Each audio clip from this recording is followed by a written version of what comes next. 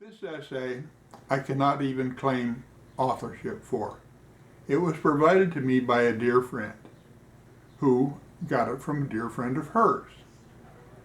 However, since we both loved it so much, it has to be included in any volume of essays that I do. I hope you enjoy it as much as I did. Thank you. HERO, the Human Evaluation and Research Organization. Interim Report of Expedition 041216. When the Sasquatch Intelligence Agency, SIA, learned that the Happy Wanderer Hiking Club of Deleted had planned a 3-day outing to a primitive campground in an area known to us as Honey Bear Mountain, the decision was taken on by the investigation committee to send a team to cover the event. The general location is in the southeastern United States. Exact location undisclosed due to the potential for ongoing investigation. Our team number 3 was given the assignment. Team members: males, Harold, that's me, Herschel, Nigel, and Morris. Females: Cassandra and Elvira. All team members are experienced and highly trained researchers and investigators. Equipment. At times, we found it to our advantage to make our presence known to humans limited, sniff, without showing ourselves. For this, we rely on the stench.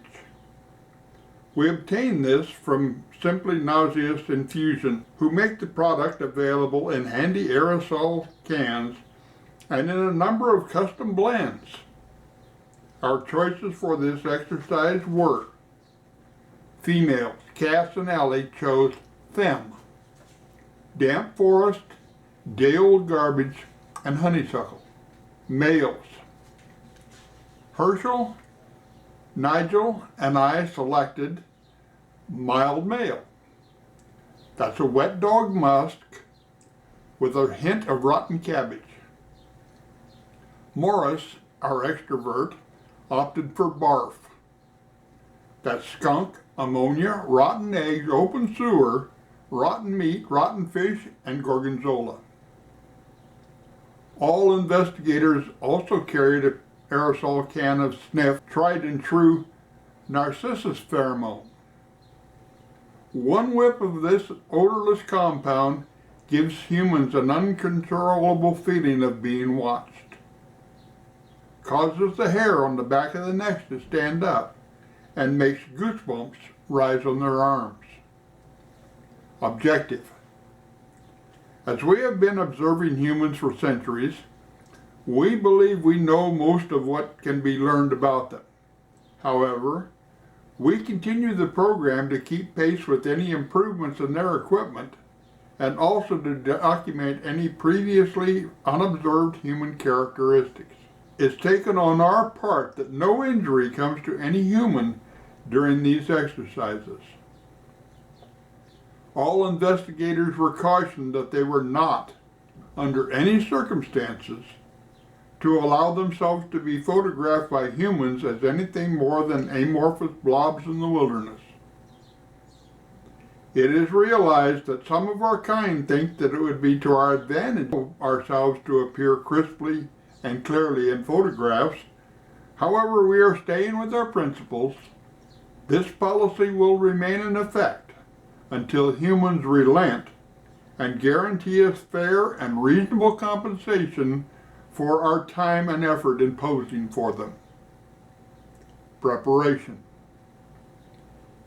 It was known that the humans would begin to arrive mid-morning on Friday. In order to familiarize ourselves with the terrain and trail/campground layout and conditions, we arrived Wednesday afternoon. The area was in excellent condition, So we were able to complete our preparations by Thursday afternoon, leaving sufficient time for an evening of fellowship, beginning with the rousing sing-along, and then we spent the rest of the evening telling human stories and jokes. Why did the human dash across both lanes of the busy interstate? Because he saw Morris on his side of the road.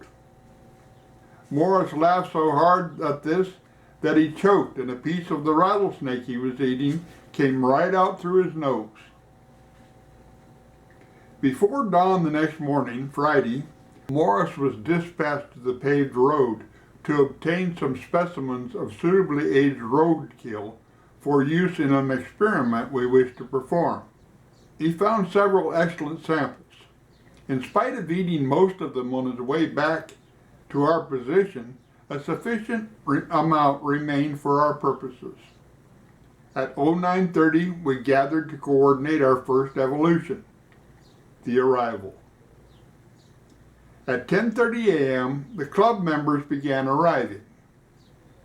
We observed carefully in order to evaluate their camp making and general forest skills.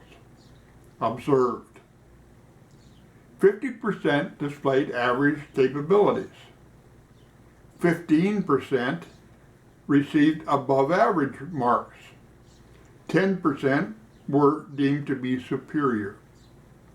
25% should not have been allowed in the forest unsupervised. Conclusions. These data conform closely to previous observations. Nothing new was learned from this exercise.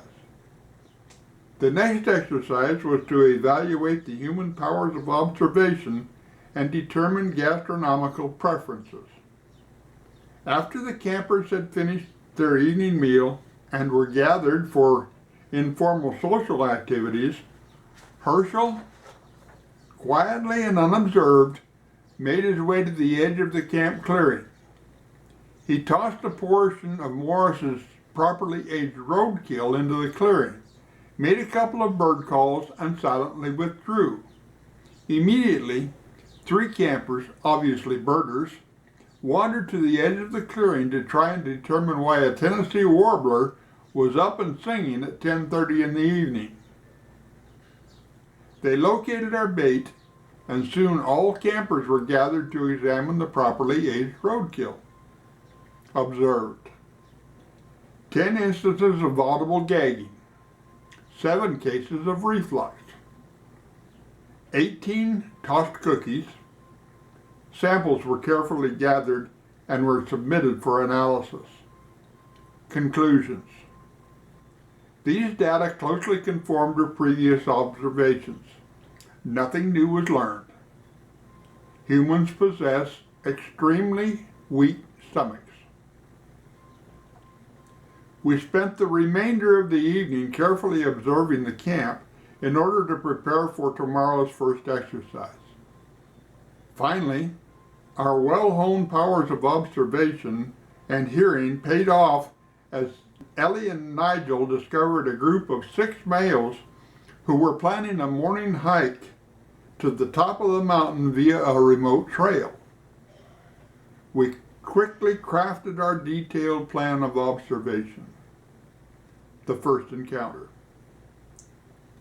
Our plan: this is a maneuver in which we accompany the hikers, in this case Ellie on the left, Herschel on the right, and remain unobserved. Ellie, Herschel, Morris, and I would accompany the hikers. When the humans were an 1/8 of a mile from camp, Ellie and Herschel began to pace them, but make no effort to conceal the sound of our footfalls. When the hikers stop, we also stop, after being careful to take one additional step to ensure that the humans are aware of our presence.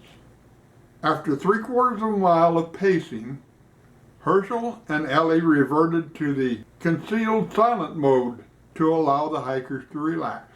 Meanwhile, at a point in the trail, 1.25 miles from the campsite, I took position behind a large poplar tree. When the hikers approached to within 10 paces of my position, Ellie signaled by bird call, blue jay. I then went into a crouch, stepped into the trail, turned to face the oncoming humans, rose to my full height of 9 feet and 11 inches, threw up my arms in the air, did a nifty little dance step, and said, "What's up, dudes?" Now, I realize that due to the difference in our languages, this may have sounded like a growl. In fact, due to the enthusiasm with which I spoke it, it could have been mistaken for a roar. But I can't be blamed for that. Observed. For an instant, time seemed to freeze as the hikers absorbed what had transpired before them. Then, action began apace. First, there were 6 nearly simultaneous human scat samples provided. Unfortunately, since all the humans were wearing jeans, none of these were collectible. Then, in a shower of discarded equipment, the hikers whirled and started back towards the campsite as fast as their pathetic little underdeveloped legs would take them. Herschel gave chase, but had to pull up after 3 strides to keep from passing them up. Meanwhile, Morris, Ellie, and I took inventory of the discarded equipment. 6 water bottles, 2 camcorders, 3 still cameras, 1 film, 2 digital, 5 pairs of binoculars, 6 backpacks, 5 hiking boots, 3 GPS receivers. Since very little of this equipment was of any use to us, we simply noted the location of each item, the brand names and condition, and left them where they lay. There were, however, 3 exceptions. 1. Morris ate one of the hiking boots.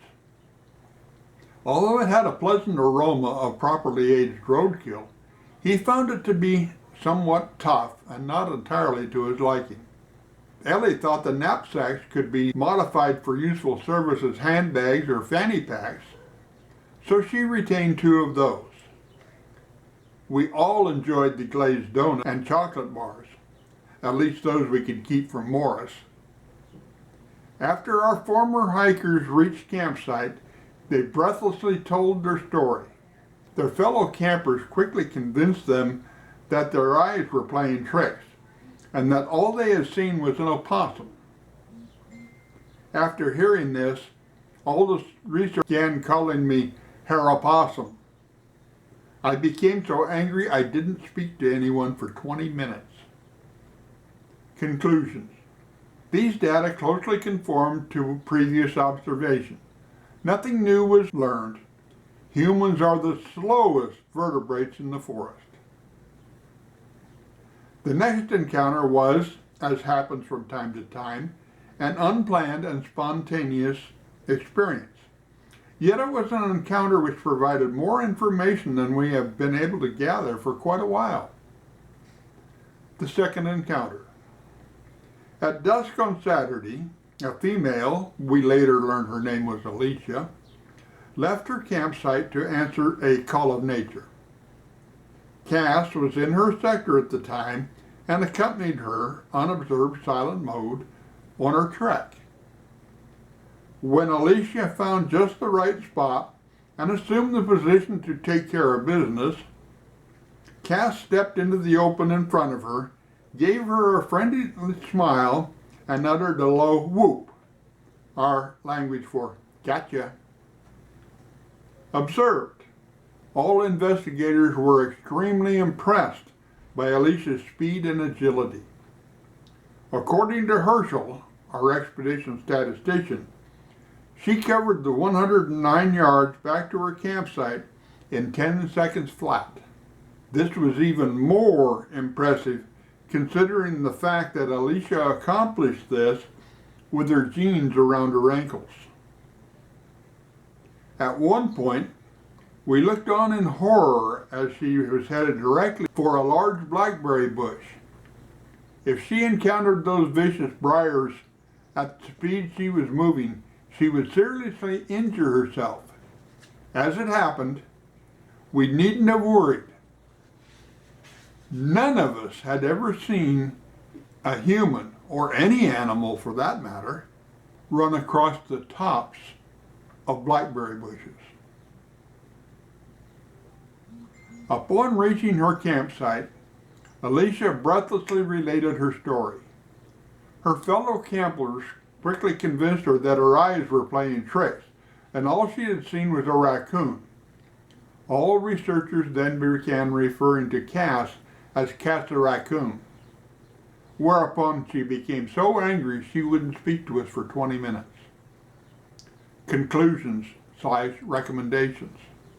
After close examination of all data, we learned that Alicia's demonstrating speed was only 4% slower than the legendary Simon the Slug Snailfoot, the slowest Sasquatch known in history. Congratulations, Alicia girl. You are now officially the fastest human we have ever clocked and a part of Sasquatch history. Way to go, girl. It is hereby strongly recommended that we closely study Alicia's technique for running across the tops of briar patches. If we can master this maneuver, it could be well used to our advantage in the future. After this encounter, we retired to the deep forest to allow the humans to enjoy their supper while we planned our next exercise, the serenade. The serenade. This event, also known irreverently as the whistle and the thistle, is employed as an after-dinner entertainment to reward our human subjects as much as anything else. Herschel and Ellie would observe the campsite while Nigel and Cassie would perform a serenade of whistles, whoops, and howls. Morris provided percussion accompaniment with tree and rock knocking. Meanwhile, I ran noisily through the nearby forest, breaking large limbs and small trees. This is not my favorite part of any expedition, as I invariably wind up with pine sap all over me and my hands are sticky and yucky for a week. Observed. Shock, 100%. Awe, 100%. Conclusions. These data are consistent with previous results. Nothing new learned. After our performance, we again retired deeper into the forest to compare notes and discuss our next move. It was unanimously decided that nothing further of any significance would be learned from this group, and it was decided to proceed with Operation Termination. Operation Termination. After our concert, we allowed our humans to relax and retire to their tent after a full day of activities. Then, at 1:30 a.m., all 6 of us entered the camp, making no effort to conceal our footsteps, and walked among and around the tents, occasionally grunting, snorting, and picking up and noisily discarding various items of camping equipment. It never ceases to amaze us that during this exercise, no human is anxious to leave his tent and join us. After 20 minutes, we quietly retired to the forest and took our positions to observe the humans breaking camp. Observed. The last member entered his vehicle in 45 seconds. The last vehicle squealed out onto the paved road in 4 minutes. Not a bad time for transiting 3 miles of rutted logging road. We left the tents and other equipment where they were. Morris took care of all remaining comestibles. Conclusions. Although their departure was somewhat more expeditious than average, our observation did not significantly differ from previous expeditions. Overall, some things, mainly thanks to Alicia, were learned from this expedition. However, we have studied humans for so long that there is, frankly, little left to learn about them. We hope to have the laboratory results back within 2 weeks and have the final report out within a month. Pictures and maps will be made available as Nigel finishes drawing them. No human was injured during the course of this expedition. However, there was minor to moderate suspension damage to 9 vehicles during the exit phase, and 6 mufflers were lost. We are still not certain as to what use humans make of mufflers, but we find that when they are banged together or hit with sticks, they make sounds that we find pleasing. Signed, Harold Harefoot, Chief Investigator and Lead Scientist. Thank you.